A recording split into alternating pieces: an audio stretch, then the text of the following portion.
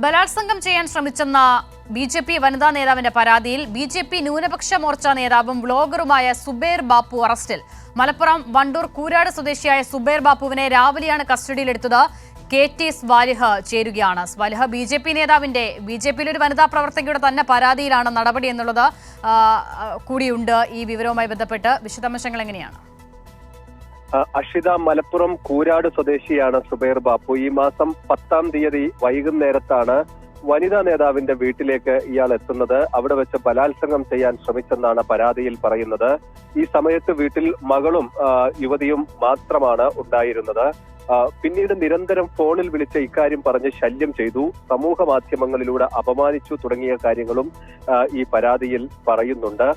വീട്ടിൽ അതിക്രമിച്ച് കയറി ബലാത്സംഗത്തിന് ശ്രമിച്ചു എന്ന് തന്നെയാണ് പോലീസ് ചുമത്തിയിരിക്കുന്ന കേസും.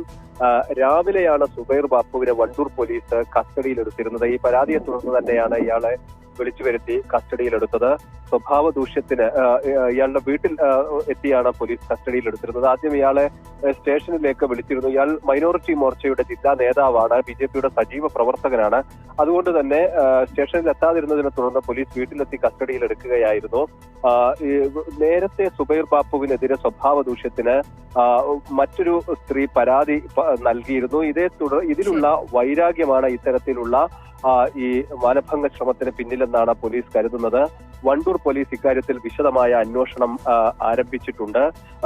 ഈ മലപ്പുറം ജില്ലയിലെ സജീവ പ്രവർത്തകനായിരുന്നു സുബൈർ ബാപ്പു. പക്ഷേ ഇപ്പോൾ അദ്ദേഹം ബി.ജെ.പിയിൽ ഇല്ല എന്നാണ് ബി.ജെ.പി. നേതാക്കൾ പറയുന്നത്, ജില്ലയിലെ നേതാക്കൾ പറയുന്നത്.